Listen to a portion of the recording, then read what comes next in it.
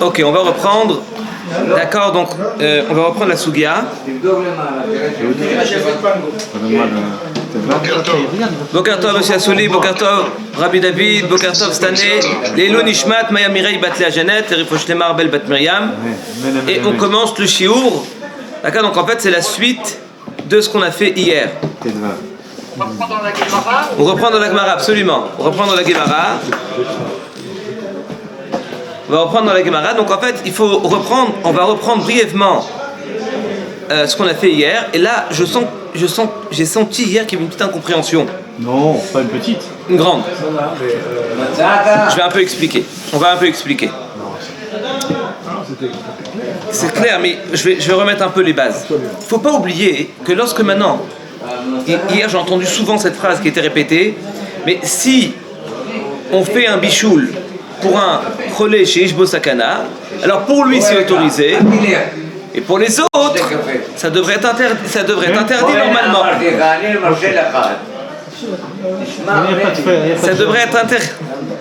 Ça devrait être normalement. Hein?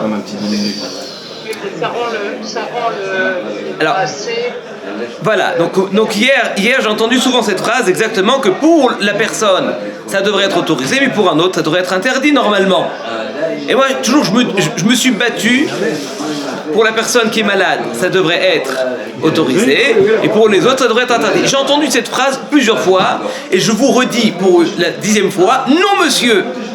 Alors pour expliquer un petit peu pourquoi le nom monsieur, il faut un peu, on va revenir en fait dans les Seif Aleph. On va repartir dans les bases du Seif Aleph.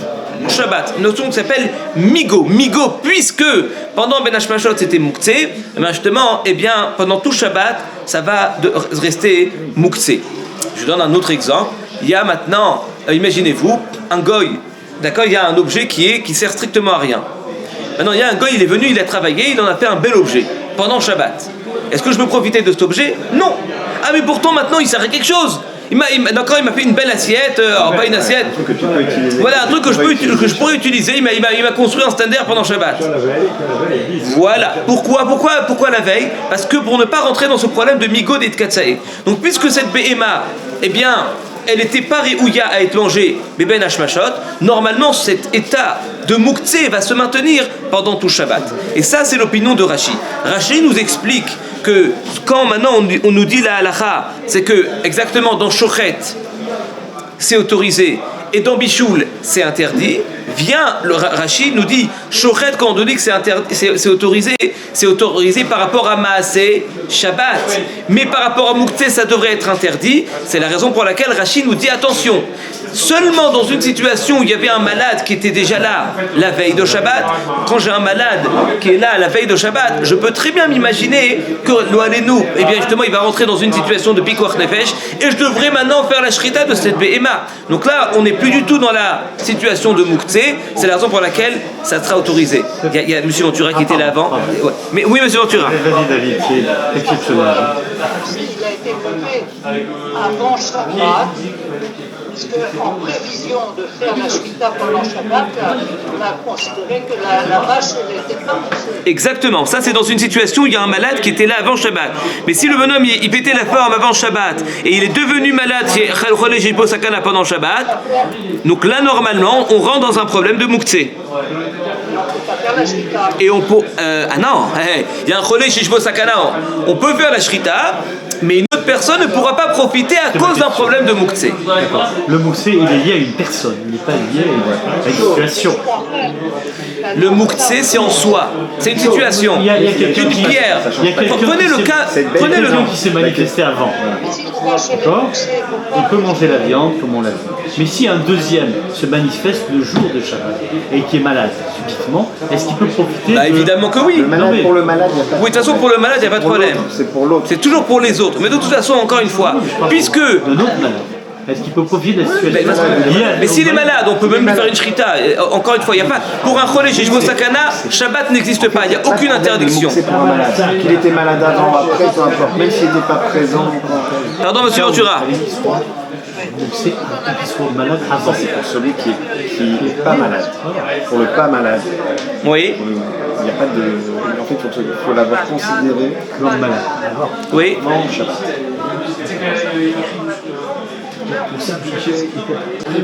Tout à fait. Mais là, on n'est pas dans un problème de mouktsé, monsieur Ventura. L'électricité n'est pas mouktsé. Elle était allumée pendant Shabbat. Il y a eu un problème.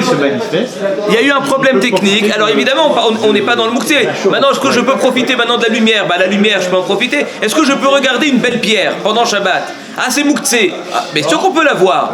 La regarder, il n'y a aucun problème. Vous voyez ce que je veux dire? Très très bien. Et pareil pour les autres choses. Avant Shabbat, l'électricité était là, donc vous pouvez profiter. Donc il n'y a pas le problème de Migod et de Katsae, les Ben Hashmashot et de Katsae, les Kuleyoma. Donc finalement, je reprends pour que ce soit bien clair. On ne parle pour l'instant de Shrita. Shrita, messieurs, on est dans Hilchot Shrita. Relais, les vers ne sont pas arrivés. Il n'y a pas de vers.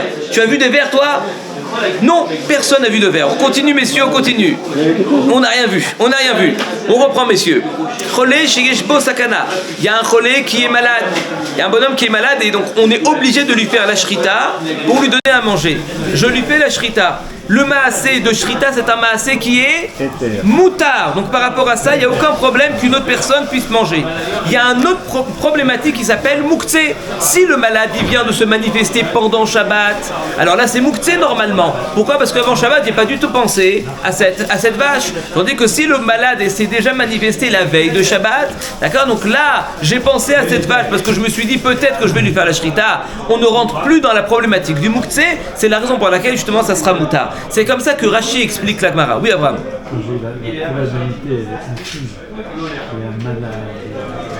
C'est la raison pour laquelle c'est mouktsé. Mais si le malade il est déjà dans la maison, il y a un bonhomme, il est cholé, il est très malade et on ne sait pas s'il a besoin, d'accord, d'une viande ou pas. On se dit peut-être que oui.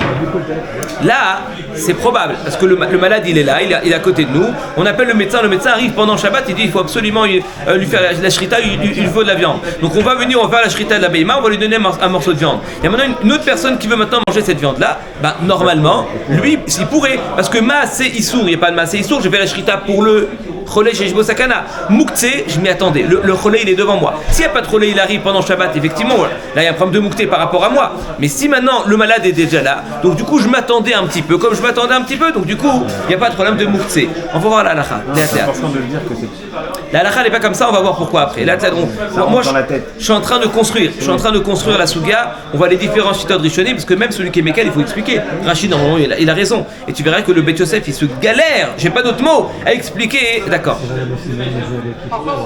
Aucune différence. Mais bon, un Kippour, ça sera un peu difficile de manger un problème technique. Ça devrait être autorisé. Ouais, par rapport au maasé. Problème de mouktsé, aussi il n'y a pas de problème de mouktsé. Pourquoi? Parce que je peux le manger cru en carpaccio, tartare, comme tu as dit. Ouais. On parle pas de chouchet. On parle pas de chouchet, on parle de bichoul. On parle d'aliment qui est déjà prêt, qui est déjà besoin de shrita. Voilà. On a oublié la shrita. Exactement. On parle maintenant que de bichoul. C'est une viande crue qui a déjà été préparée avant Shabbat. Et maintenant, je fais le bichoul pendant Shabbat pour un relais chez Shbo Sakana. Et le relais, il en laisse un petit peu de côté. Est-ce que je peux finir l'assiette ou pas? Alors normalement, a priori, ça devrait être complètement moutard. Il n'y a ni problème de mouktsé, ni problème de maasé Shabbat, parce que c'est pour un relais chez Shbo Sakana. Nous dit Rav Dimi Minardea, non monsieur, ça restera interdit. Pourquoi c'est interdit? Nous dit Rav Dimi, parce que de peur qu'on arrive, si on te permet de manger les restes, d'accord, avant la préparation, hop, tu vas rajouter une petite côtelette, d'accord, pour toi on ne sait jamais, au cas où si tu as un petit creux, on ne sait jamais, l'Ichvot Shabbat. Pour ne pas qu'on arrive dans cette situation-là, eh bien on te dit, voilà, tu sais quoi, dans le bichoul ça sera interdit. Donc c'est marrant que Rav Dimi Ménéardéa, il est venu et il a retourné toute la souga à l'envers. Jusqu'à présent on disait chochet, c'est interdit. Bichoul, c'est autorisé. Vient Rav Dimi Ménéardéa et il nous dit l'inverse. Chochet, c'est autorisé. Et bichoul, c'est interdit. Chochet, c'est autorisé. Rashi vient nous dire attention. Dans une situation, il y avait un relais chez Shbo Sakana la veille de Shabbat. Comme ça, on ne rentre pas dans un problème de mouktsé. Et évidemment, par rapport à bichoul, là, il y aura un problème de Shema Yebachel Bishvilo. Alors, on va relire les mots de Rav Dimi Ménéardéa dans les mots de la Gemara. Et on va passer, je vais vous faire un petit sikoum du Beth Yosef. Et ensuite, on arrivera au Shulchan Aruch. Ravdimi Minéardéa, Amar Ravdimi Minéardéa, dit Ravdimi Minéardéa, il cheta la halacha, c'est que Ashochet lecholé be Shabbat, celui qui fait la shrita pendant Shabbat pour un malade, d'accord, qui est en danger de mort, mutar le bari beumtsa, un bari, c'est-à-dire une personne bien portante, en bonne santé, il pourra le manger évidemment en carpaccio, lui il pourra pas faire un bichoul, mais il pourra le manger beumtsa. Maïtaama, quelle est la raison qui va de Yefchar les kazait basar blo shrita? Parce que là il n'y a pas de rachage de Shema Yarbe Bishvilo, d'accord? Parce que, amen, parce qu'en fait, on ne peut pas, c'est-à-dire que de faire la shrita pour un kazaït, pour 2 ou pour 3 ou pour 200, c'est exactement la même shrita. Dans Bichoul, tu peux rajouter des côtelettes, donc là il y a un rachage de Shema Yarbe. Mais dans shrita, comme la shrita pour un kazaït ou pour 2 ou pour 3, c'est exactement la même shrita, donc il n'y a pas de rachage de Shema Yarbe Bishvilo, c'est la raison pour laquelle, eh bien, ça sera autorisé. Nous dit Rashi, il cheta shochet les cholés be Shabbat, les cholés mi beodium, pour un cholé qui était déjà tombé malade déjà depuis la veille. Donc Amar Avdi Minéardéa, il cheta shochet les cholés be Shabbat, mutar les bari beumtsa maïtama, qui va d'Ifshar les kazait basar blo shrita. On l'a fait. Qui kashachita data des cholés kashachit. Et quand il fait la shrita, c'est pour le bien du malade. Point. Amé vachel les cholés, tandis que celui qui fait le bichoul, d'accord, pour un malade, pour un cholé chez Bosakana be Shabbat pendant Shabbat, assur les bari Xera Shema Yarbe Bishvelo, c'est interdit pour le bari d'en profiter. Xera Shema Yarbe Bishvelo, de peur qu'il en arrive à rajouter, d'accord, pendant Shabbat. Et c'est Moula, dans quoi? Dans Bichoul, effectivement. C'est clair? Tu l'aimes comment?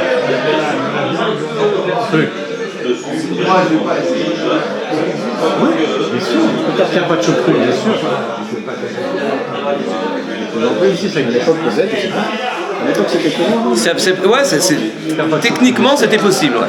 On appelle ça beumtsa. Même dans Ilchot Milicha, on voit aussi cette notion-là. T'as pas de chocolat. Ouais, parce que maintenant, ce qu'on appelle manger beumtsa. Ça existe, bien sûr. On a fini la Gemara, Rashi. On va commencer maintenant les Shidot Rishonim.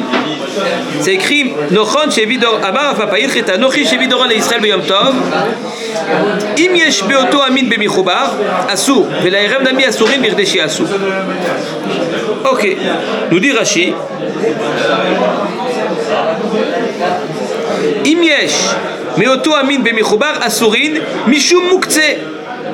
ואפילו לרבי שמעון יש מוקצה בגרגרות וצמוקים ומחובר כגרגרות וצמוקים דמי מדלו לקטן מאתמול הקציני ומדעתי ולא תחלוק במחובר בין שלו בין של נוחי.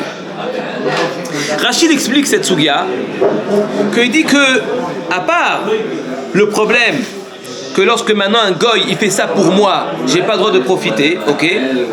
Mais il y a un deuxième problème. Même si le goy il fait ça pour lui-même, c'est interdit. Pourquoi c'est interdit?